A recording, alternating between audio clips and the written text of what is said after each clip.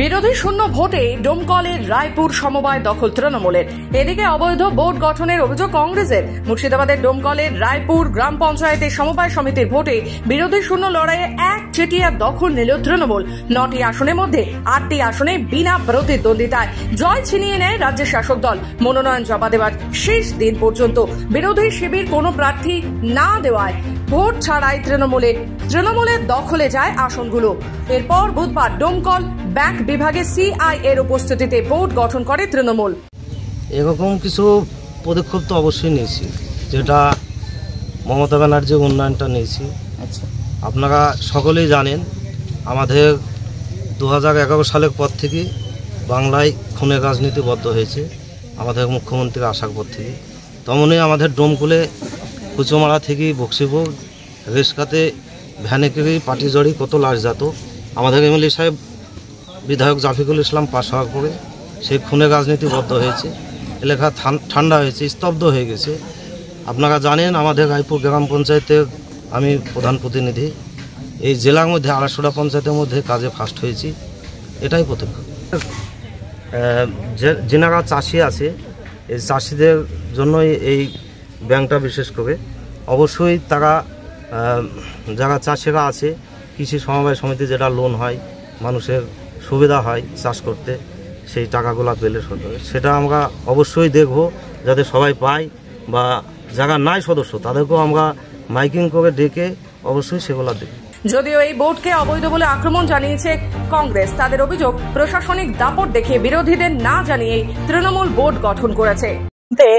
আজকে দুপুর 1টা নাগাদ আমি হঠাৎ মোবাইলে একটা নিউজ চ্যানেলে নিউজ দেখছি যে ডোমকুল ব্লকের রায়পুর জিপির রায়পুর গ্রামে একটা সমবায় সমিতি তৃণমূলের নেতারা এখানে সাংবাদিক একটা সম্মেলন করছে যে বিনা প্রতিদ্বন্দ্বিতায় সমবায় সমিতির 9 জন সদস্য পাশ করলো বা জিতলো, জয়ী হলো।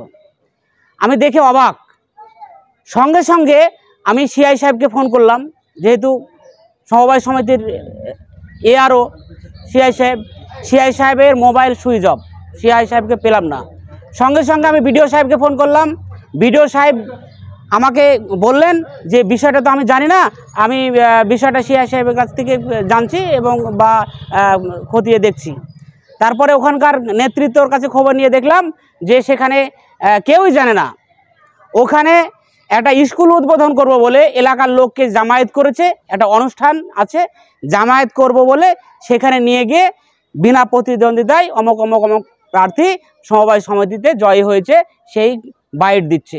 প্রসঙ্গত 2016 সালে গঠিত রায়পুর সমবায় সমিতি মেয়াদ 4 মাস আগে শেষ হলেও ভোট প্রক্রিয়া নানা কারণে পিছিয়ে যাচ্ছিল। মাসখানেক আগে ভোটের প্রক্রিয়া শুরু হলেও বুধবার শেষ পর্যন্ত বোর্ড গঠন সম্পন্ন হয়। এদিন তৃণমূল নেতা রেন্টু মণ্ডল, সম্পাদক অসিত কুমার বিশ্বাস সভাপতি এবং মফিকুল ইসলাম পরিচালন কমিটির সঞ্চালক হিসেবে দায়িত্ব নেন। পরে তাদের আনুষ্ঠানিক সংবর্ধনাও জানানো হয়। উপস্থিত ছিলেন ডোমকল ব্লক তৃণমূল সভাপতি হাজিবুল ইসলাম। সেখানে কংগ্রেস নেতা তাহিদুল ইসলামের বিরুদ্ধে পাল্টা প্রতিক্রিয়াও দেন মুর্শিদাবাদ জেলা পরিষদ সদস্য তথা ডোমকল ব্লক তৃণমূল কংগ্রেস সভাপতি হাজিকুল ইসলাম। দেখুন, বিরোধীরা যখন হেরে যায় তখন এরকম অভিযোগ করে, সেটা আমাদের যায় আসে না। আমাদের রায়পুর সমবায় সমিতিতে সরকারিভাবে যে সিস্টেম গাইডলাইন, নোটিফিকেশন থেকে শুরু করে নমিনেশন সমস্ত সিস্টেমে হয়েছে। আজকে বিরোধীরা মাটি হারিয়েছে।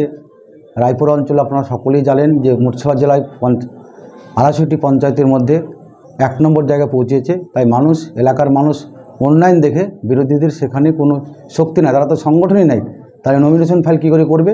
তাই এখন তাদের পরাজয় হয়েছে, তাই এখন তারা মিথ্যা কথা বলছে, তাতে আমাদের কোনো যায় আসে না। অবশ্যই বিরোধীকে আমরা জানাবো, কি জানাবে তো গভর্নমেন্টের যেনারা সরকারি আধিকারিক আছে, নির্বাচন যার প্রক্রিয়া যেনারা সারেন, আমাদের এই সমবায় সমিতিটা দেখেন, আমাদের ডোমকলের সিআই সাহেব যার সিস্টেমে গভর্নমেন্টের যা সিস্টেম সেটাই করে, আমাদের জানানো কি সকলেই তো জানবে। নির্বাচন যখন হয় সেটা তো গোপন কিছু হয় না, আপনারা সকলেই জানেন। বিধানসভা বলেন, পঞ্চায়েত বলুন, সমবায় সমিতি সব কিছু নোটিফিকেশন সিস্টেমে হয়। নমিনেশনের ডেট, উইথড্রলের ডেট, গঠনের ডেট সব কিছু একটা সিস্টেমে হয়, সেই সিস্টেমে গঠন করেছে। ডোমকলে বিরোধীরা আজকে সিপিএম কংগ্রেস মাটি হারিয়েছে, তাদের ডোমকল পঞ্চায়েত সমিতি হাতছাড়া হয়েছে, পঞ্চায়েত হাতছাড়া হয়েছে, আজকে লোকসভা হাতছাড়া হয়েছে, বিধানসভা হাতছাড়া হয়েছে।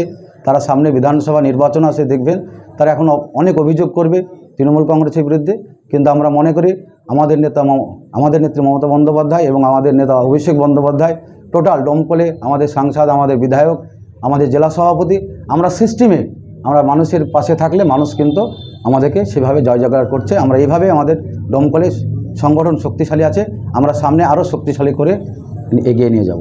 একই সাথে রায়পুর সমবায় সমিতির বোর্ড গঠনের খবর ছড়াতেই অবৈধ বোর্ড গঠনের অভিযোগ তুলে সরব হয় কংগ্রেস নেতৃত্বরা। বিষয়টি নিয়ে ডোমকল বিডিওর দ্বারস্থ হয় এবং তাদের দাবি অবৈধভাবে গঠিত এই বোর্ড বাতিল করে পুনরায় নোটিফিকেশন জারি করে নির্বাচন করতে হবে। আমরা নির্বাচন চাইছি, সিলেকশন নয়, ইলেকশন। তার এই যে সিলেকশন হলো এটা অবৈধ, অগণতান্ত্রিক, তার প্রতিবাদ জানাতে এবং নির্বাচনটাকে বাতিল করানোর জন্য বিডিও সাহেবের সঙ্গে সাক্ষাৎ করলাম। উনি আমাদেরকে আশ্বস্ত করেছেন আপনারা লিখিত আকারে আমার কাছে অভিযোগ করুন, আমি বিষয়টা খতিয়ে দেখছি এবং যদি সেই নির্বাচনটা অবৈধ হয় তাহলে সেটা বাতিল করব, সেই আশ্বস্ত আমাদেরকে করেছেন উনি। মুর্শিদাবাদ থেকে গোপাল ঠাকুরের রিপোর্ট, খবর বাংলা।